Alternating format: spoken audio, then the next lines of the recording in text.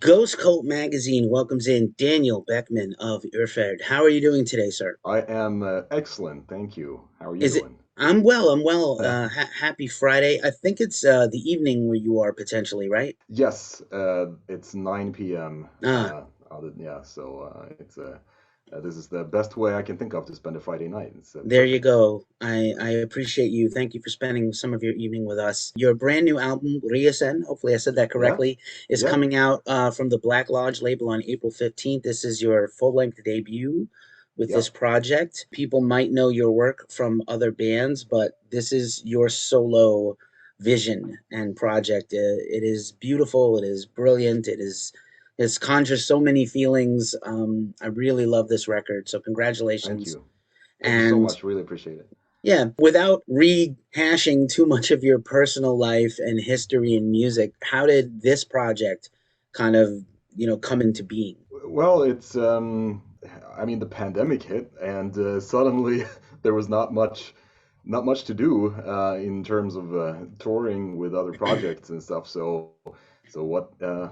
Yeah, I've had this idea that this is something that's been like percolating for years. It's something that I wanted to make this type of music. So it just the opportunity didn't really present itself until just now, like a year or two ago. So that's when this whole I actually started putting this plan start making plans to actually make this, and I talked to the label and they were super excited about it. So it was just the perfect time to realize something like this because I had more time on my hands and couldn't really be out and about and do anything. I was just stuck here in the studio. So yeah, just perfect timing, I think, to do it, and accumulated enough weird instruments from all around the world to to put into the project. So yeah, it just felt right, and I had time to let the everything simmer for as long as it needed. Nice. And yeah, I can't shout out the Black Lodge label enough. All their artists are excellent. People check them out. We'll link everything in the description where to get your album, where to get everything. It's quite an epic piece. Without again, I hate to paint by numbers and give my impressions on things, but obviously there's a kind of a dark folk, Norse pagan, um, sort of Yeah, ancient music, we'll call it. There's not really a genre title for it, but this dark ancient folk music with these brilliant hmm. native sounding instruments. And so I wanted to get kind of your, what was there, was there a personal inspiration for this music? Is there a band, musical artist that you drew inspiration from to make your own music like them? Yeah, that's a good question. There's obvious inspirations. I feel like if you listen to it and if you're familiar with the genre, because I personally wasn't very familiar with this. I know there are some bands that have got a lot of success in the past few years, like Heilung and Water and stuff like that. So it's getting a fair amount of success now. So that's good and great. I just haven't really listened to it. I've listened to other types of maybe not dark folk music, but like I would mention Lorena McKennitt, for example, as a great inspirational source for me, which is just a little more well, not as dark, it's pretty uplifting, but it's kind of somber sounding from time to time. And I've also been doing a lot of touring, for example, with the band Garmarna from Sweden. Like I've done live sound for them, so I've obviously listened a lot to that. So you can probably find influences from left and right a little bit, but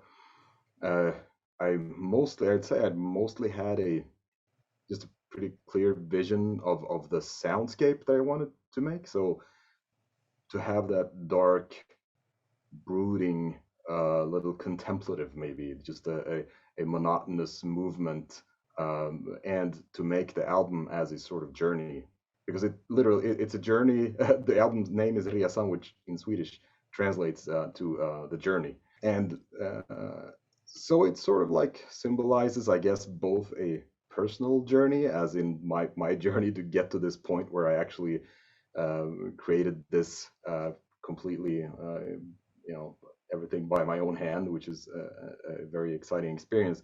But then also to make the albums sort of like a concept that you can actually, I hope, when you listen to it, that you get a sense of that journey, that it begins on a morning dawn and then it just progresses through you follow like a I don't know, a group of people, I suppose, like some ancient, I don't know, Viking tribe or whatever you picture in your head, and you follow them through this journey with struggles, and every song sort of depicts a certain aspect of that journey, and then you return back home and you later rest, and so I hope that it translates both, yeah, musically.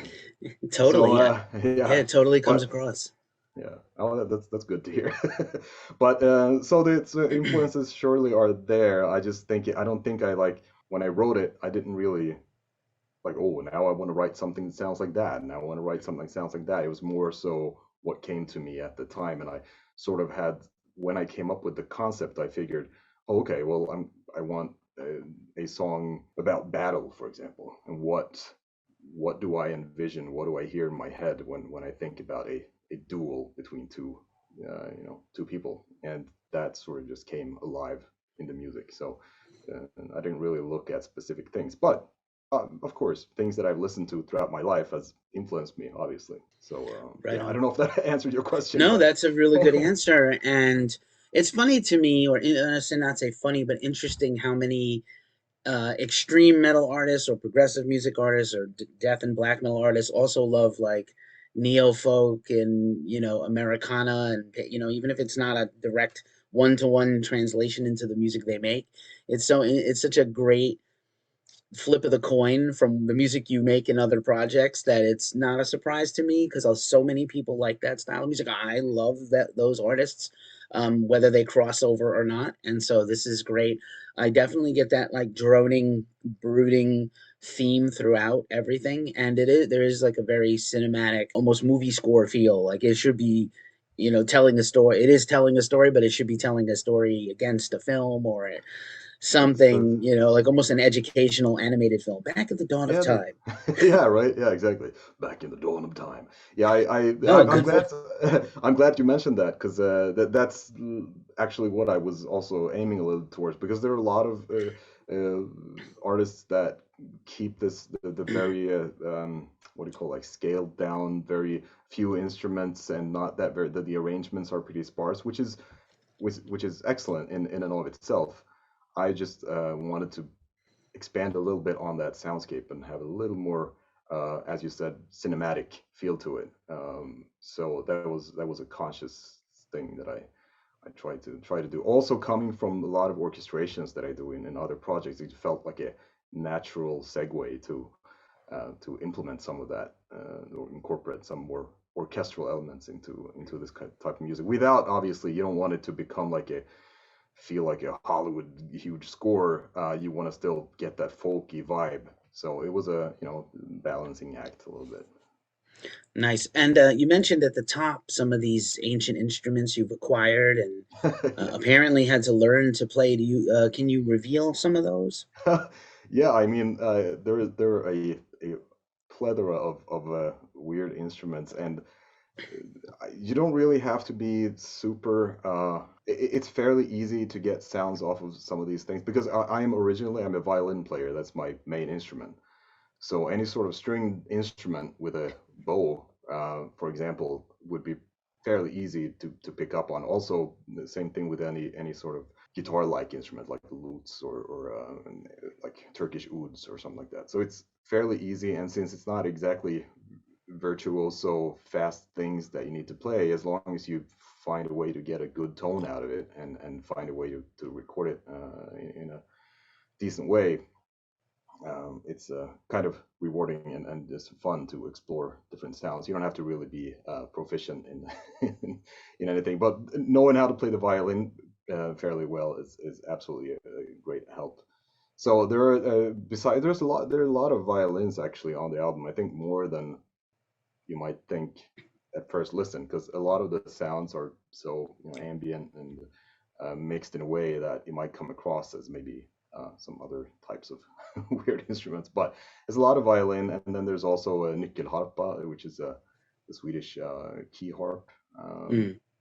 and a lot of guitars and an Arabic oud, a santur also, a Persian dulcimer also, and some stuff like that. So there are a bunch a bunch of things. Anything that the only thing I can't really put in that I can't play or brass instruments. So those are obviously not real in that sense that I haven't played them. The But battle horns are samples. yes, the battle horns are are samples. I mean, I imagine you had to. I mean, again, you said you have a proficiency for anything with a string, but I imagine like nickel harp. I know from talking to Mirker, difficult to master, easy to begin on, like a guitar Absolutely. almost. So I imagine you had to spend some time learning how to, get proficient on some of these instruments. Yeah, exactly.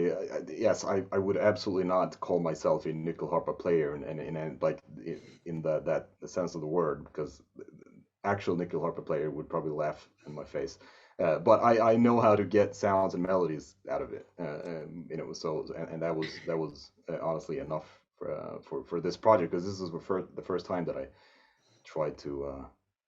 I've had one for many years actually, but I just never really picked it up. But now I just actually gave it an honest shot, and it worked out well. So I guess from now on I can just keep playing, and every time it just feels a little easier. So Nice. And there's also some interesting percussion in spots on here. yeah. Very tribalistic, A you lot of know. percussion, yeah. Yeah.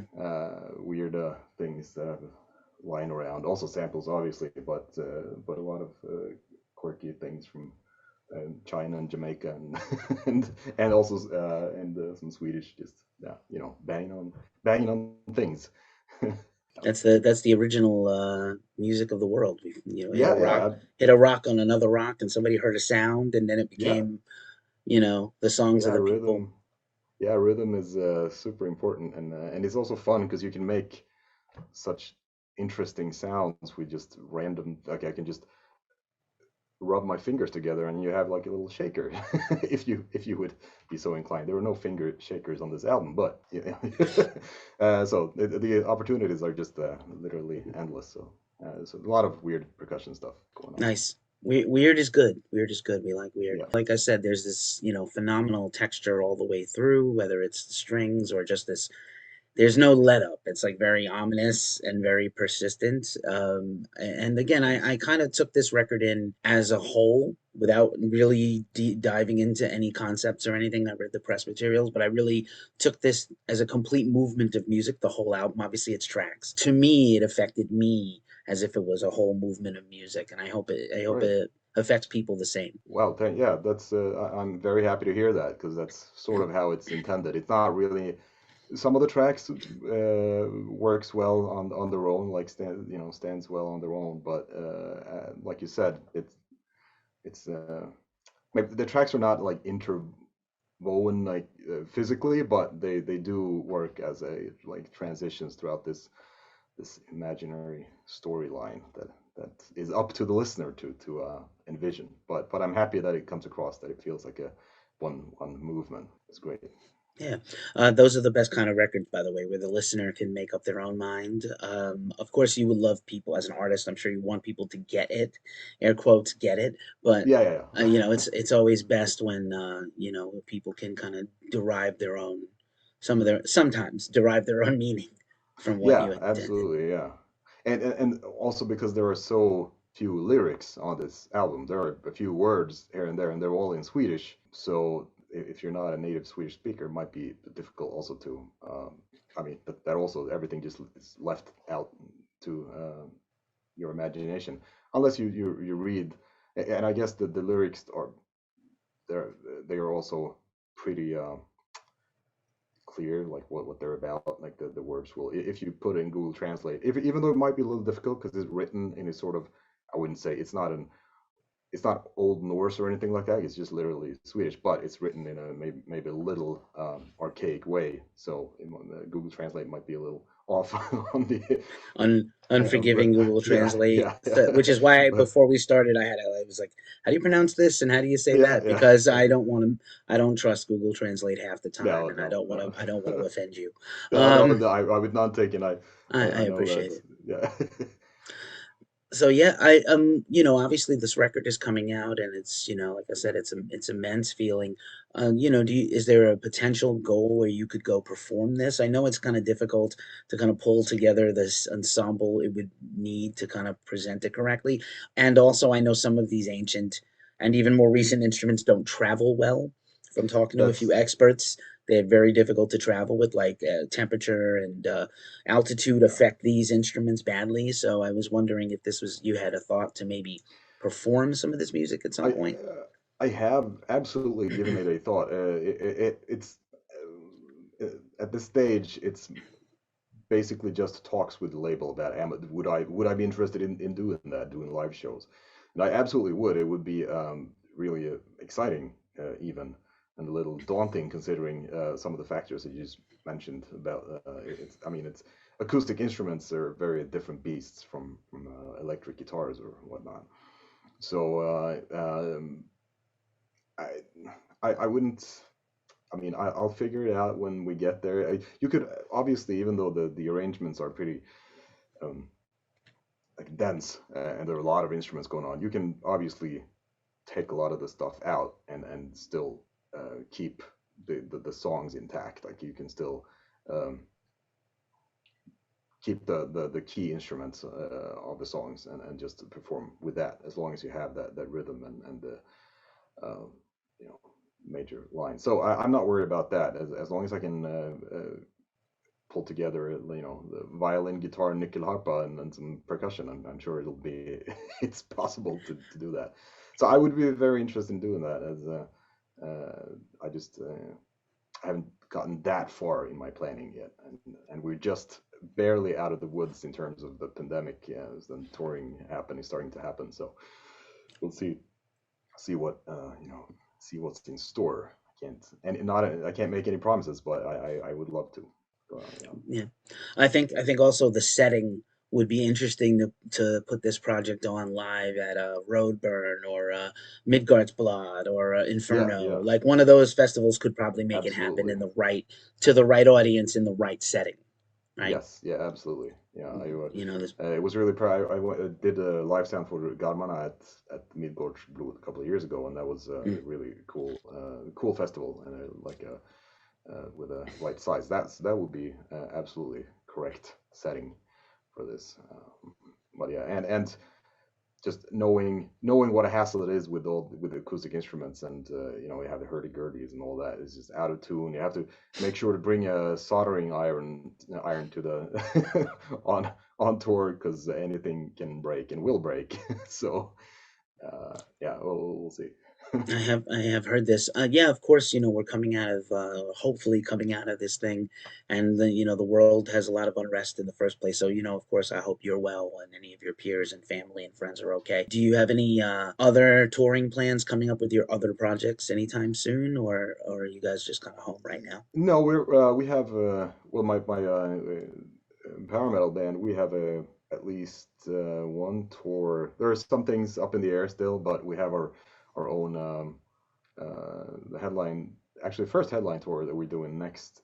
We also had to. It's like the third time we had to postpone it. So now, fingers crossed, it'll happen in I think it's January next year. So it's quite a while still away. But we're happy we postponed it. Last time we did was more than a year of postponement. So, but I'm kind of happy that we did that now because it was just a mess everywhere. The tours canceled, postponing left and right, and you never knew. Like we could have had an Optimus Prime variant of this virus that we that showed up, and luckily so far, knock on wood, we haven't seen that yet. So I didn't realize that I needed to understand Latin and other dead languages to live in the modern times, just like I didn't know I had to master this technology to be able to talk to people. But it is lucky and fortunate that we can yeah. speak across the world about this great music and about your career. For a last thing, is there any other recent production work you've done, or can we link your production? Do you have like a are you a, can people find you to hire you? Can we help promote you? Let me know. Anything I can do, within Cool. my power is to help you. All right, cool. Thank you. I appreciate that. That's awesome. Yeah, I have in the past I've recorded everything on the face of the earth, like everything from hip hop to jazz and folk and black metal. So it's all there. But in recent years, I've mostly just focused on my own project because it takes up so much time. So that's mostly been it. But I do little things here and there if it's something that's interesting and that part, not touring and all everything is just down. You have to figure out other ways. A lot of people have been doing like the online shows and Twitch streams and stuff like that. Try to make up for lost revenue. And yeah, I mean, I'm lucky to have a day job that so I'm not like dependent on the stream numbers so much. But a lot of people are struggling. So yeah, it's been a rough couple of years. Rough couple of years. They say that the past 2 years have been a long decade. It has felt like a forever or so, and Yeah, if it ever is finally over, we're gonna feel yeah, great, yeah, great yeah, and absolutely. old. Um, Yes. anyway, Anyway, really old, really old. But Daniel, it has been so awesome to talk to you. Thank you so much for sharing some of your yeah, story with us. my pleasure. Again, I urge everyone who in the sound of our voices and faces to check out this album, Resan. I hope I said that correctly. Probably Yeah, not again. yeah. And by Urferd. And again, I really appreciate you. Have a great weekend, and we'll talk to you soon. Thank you for having me. I appreciate it. Have a great weekend.